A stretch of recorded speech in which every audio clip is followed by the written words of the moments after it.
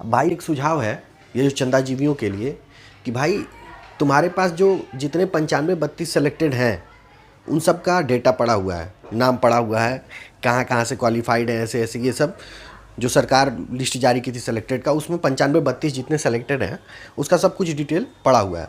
तो तुम एक काम करो, इन 95-32 के घर विजिट करो।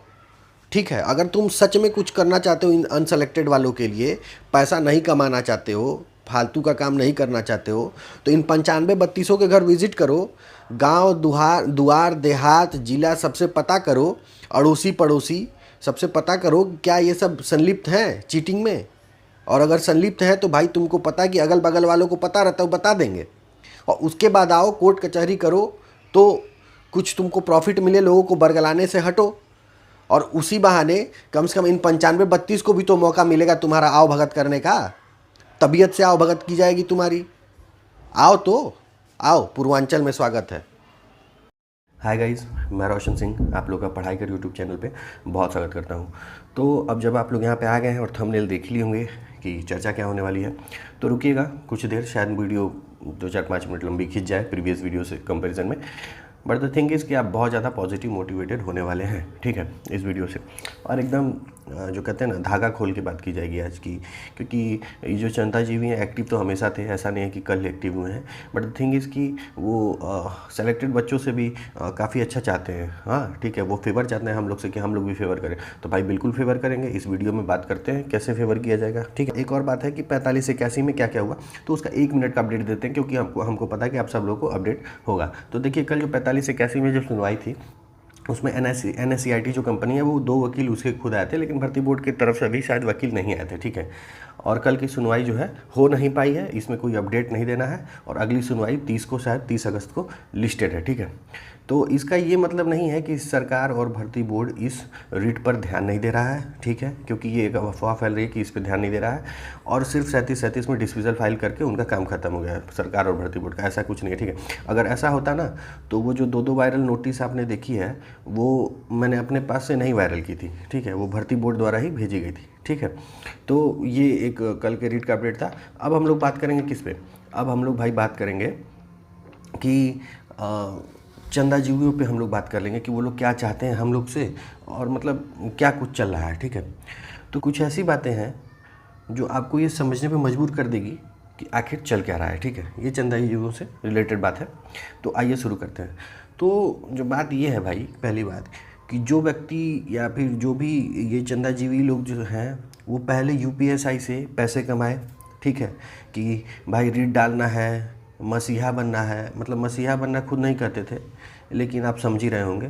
तो रीट डालना है, मसीहा बनना है, सबको न्याय दिलवाना है। सबको पे ध्यान दीजिएगा भाई, एकदम एक एक शब्द पे आज ध्यान दीजिएगा। तो सबको न्याय दिलवाने की बात होती थी, ठीक है। इन सबको में वो सेलेक्टेड बच्चे भी आते हैं भाई मेरे, जो अपना खून पसीना एक करके मेहनत करके सेलेक्ट हुए हैं, ठीक है। इनके साथ तो अन्याय हो रहा है, हैं? इनके साथ तो अन्याय हो रहा है ना।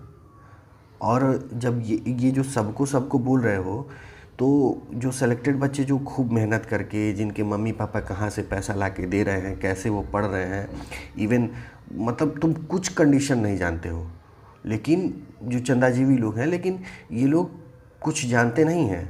मतलब अन्याय हो रहा है, मसीहा बनना है, सब कुछ बात कर दिए, ठीक। तो जो इनके साथ अन्याय हो रहा है, जो सेलेक्टेड बच्चे हैं जो पढ़ के मेहनत किए हैं, वो कहाँ जाएंगे भाई, हैं? लेकिन चंदाजीवी कभी इन बच्चों की बात नहीं करते, कभी बात नहीं करते। अरे इतना ही मसीहा बनना है तो एक ये रीट क्यों नहीं डालते कि जितने सही हैं उन्हें रहने दिया जाए, बाकी पदों पर री एग्ज़ाम हो जाए। ये रीट तो कभी नहीं डालते कि जितने बच्चे पढ़ लिख के अपने मेहनत से खून पसीना एक करके या जैसे तैसे भी खूब एकदम करके अपना लिए हैं, उन लोगों को साहब रहने दीजिए, हैं, वो लोग सेलेक्टेड रहे अपना दरोगा बन के भाई, क्योंकि मेहनत किए हैं। और बाकी जो फर्जी पकड़े जा रहे हैं उस पद पे री एग्ज़ाम करवा लीजिए। या फिर जो बच्चे रह गए हैं नीचे, जो थोड़े से के लिए रह गए हैं, जो भाई बहन जो मेहनती हैं पढ़ने में, जो थोड़े से के लिए रह गए हैं, उन लोगों को उस पद पे चयनित कर लिया जाए। इसकी बात क्यों नहीं करते, इस चीज़ की बात क्यों नहीं की गई, इस विषय से संबंधित आज तक कोई रीट क्यों नहीं डाला गया? क्योंकि इसलिए नहीं डाला गया इस विषय से संबंधित रीट, क्योंकि इन लोगों को पता है कि अगर इसकी बात करेंगे तो जो पूरे के पूरे 6 लाख 7 लाख बच्चे जो बैठे थे पेपर देने, जिसमें मान लीजिए अगर ये 36,000 को भी टारगेट कर रहे हैं, 1,50,000 बच्चों को भी टारगेट कर रहे हैं, तो 50,000 तो सीट ही नहीं है, तो 50,000 बच्चे इनके फेवर में आएंगे ही नहीं, ना वीडियोज़ पे व्यूज आएगा और ना फंडिंग होगी, तो सब कुछ ठप, सब कुछ बंद हो जाएगा। अब दूसरी बात पे आते हैं। बात अब इस पर ही नहीं रुकी है भाई, ठीक है। अब बात ग्रुप डी पे आ गई है, ठीक है। ये जो ग्रुप डी और लेखपाल है, अब यूपीएसआई पे बात नहीं रुकी है, बात ग्रुप डी पे भी आ गई और लेखपाल पे भी आ गई है। अब चंदाजीवियों को ग्रुप डी में भी धांधली नज़र आ गई है और अब इस नाम पर भी चंदा मांगने की तैयारी जोरों से चल रही है। आप लोग अगर वीडियो देखते हैं, यूट्यूब पे एक्टिव हैं, तो आपको पता होगा कि हम किस प्रोस्पेक्टिव में बात कर रहे हैं, ठीक है। तो ये बताओ भाई कि जो व्यक्ति रीजॉइंडर के लिए, मतलब हम इस विषय में बात कर रहे हैं कि जो ग्रुप डी की बात कर रहे हैं कि अब ग्रुप डी में हम लोग अब कार्रवाई करेंगे और रीड डालेंगे, लेखपाल में कार्रवाई करेंगे, रीड डालेंगे।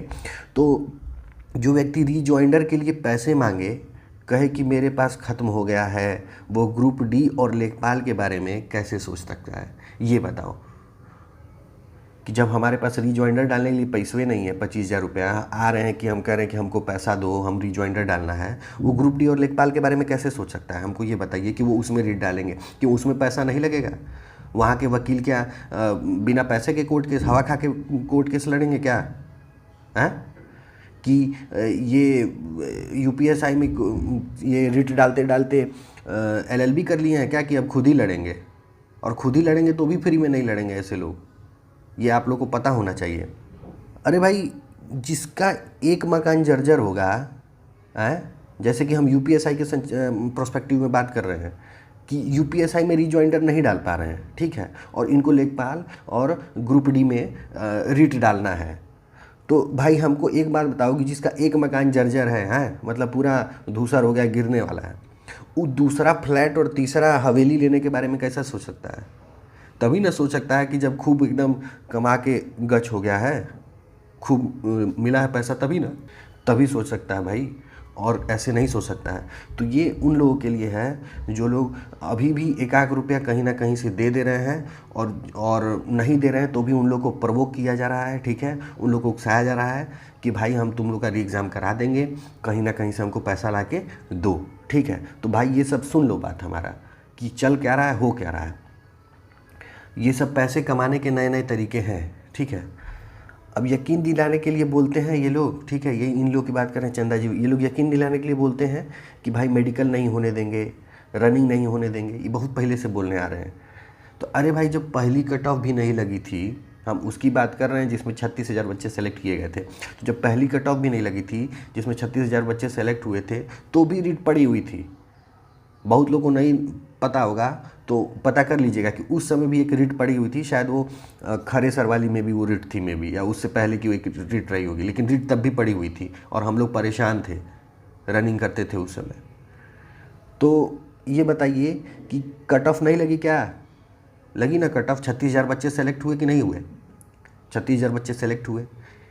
फिर क्या भर्ती रुकी? नहीं रुकी। डीवी हुआ कि नहीं हुआ, डिग्री वेरिफिकेशन? भर्ती रुकी? नहीं रुकी। रनिंग हुआ कि नहीं हुआ? रनिंग हुआ। भर्ती रुकी? नहीं रुकी। फाइनल रिजल्ट आ गया 9,534 का, जिसमें भी फिल्ट्रेशन चल रहा है, तो क्या भर्ती रुक गई? रुकवा लिए भर्ती? नहीं रुकवा पाए ना भाई। तो बस की बात नहीं है, फालतू बात नहीं करना चाहिए, बच्चों को मिसलीड नहीं करना चाहिए, बरगलाना नहीं चाहिए, ठीक है। और वैसे ही जब जैसे तुम्हारा मेडिकल नहीं होगा, वैसे ही इस वीडियो से सब लोग जान लीजिए कि मेडिकल होगा, ट्रेनिंग भी होगा और ज्वाइनिंग भी होगी, ठीक है। अब कब तक मिसलीड होना है ये अनसेलेक्टेड बच्चे खुद डिसाइड करें।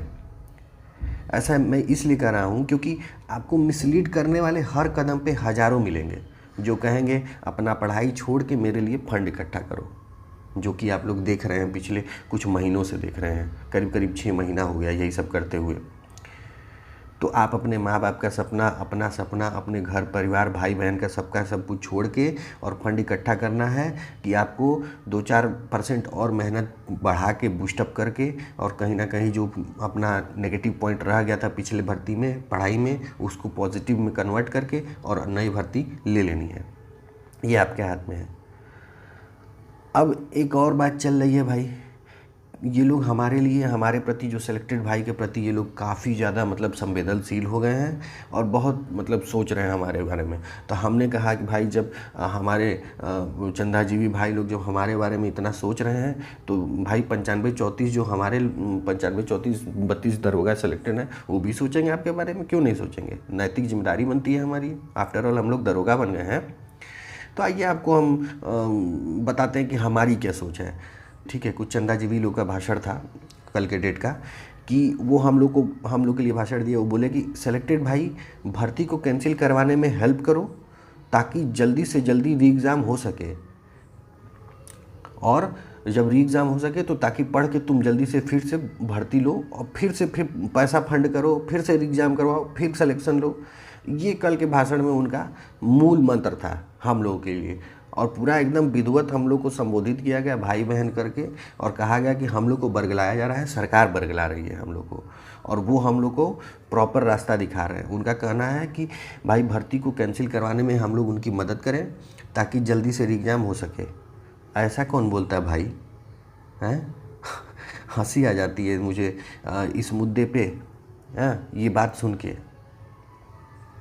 तो मैं ये कहना चाहता हूँ कि भाई इस मुद्दे पे मैं नहीं बोलूँगा। ये जो सेलेक्टेड भाई के लिए कुछ बोले हैं इसको थोड़ा सा मैं छोड़ता हूँ। इस पे आप लोग कमेंट में थोड़ा सा उनके लिए कुछ 2 शब्द से उनको नवाजिएगा, ठीक है। अब आइए, जो कि अब वो हम लोग से रिक्वेस्ट किए हैं तो उनको भी कुछ हम लोग का फ़र्ज़ बनता है जो कि हम कह रहे हैं, तो हम लोग भी कुछ भाई रिवर्ट बैक करेंगे, कुछ देंगे उनको। आइए मैं शुरू करता हूँ। पहले कुछ चंदाजीवी जो थे वो पढ़ाते थे, उनका ऐसा कहना है कि वो वो लोग बहुत बड़े शिक्षक थे, मास्टर थे। 50,000, 55,000, 60,000 उन लोग की करीब, अब कल तक देखिएगा 1 लाख उन लोग की सैलरी थी। तब वो 80 क्वेश्चन सही कर पाए, यूपीएसआई की बात कर रहा हूँ, ठीक है। मास्टर लोग जो खूब बढ़िया सैलरी पैकेज पे थे वो लोग 80 क्वेश्चन सही कर पाए।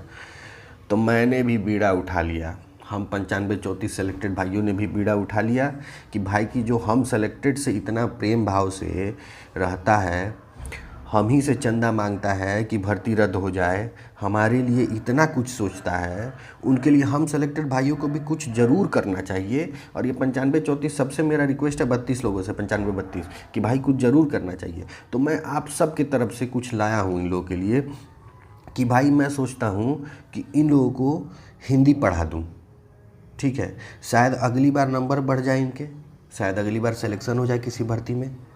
तो ये स्क्रीन पे आपके सामने कुछ डिस्प्ले हो रहा होगा, तो वो हिंदी में ये है कि मे को भाई मे लिखते हैं, देख लीजिए, क्यों को क्यों लिखते हैं, धांधली को धांधली लिखते हैं, अफिडेविट को एफिडेविट लिखते हैं।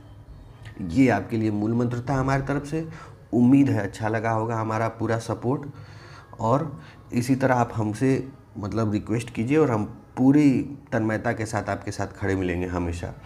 तो प्लीज़ आप लोग सब्सक्राइब कीजिए और सपोर्ट कीजिए, हमेशा आप लोग की तरफ से बात की जाएगी, समर्थन में खड़ा रह जाएगा। बहुत बहुत धन्यवाद, thank you so much. Please subscribe and support.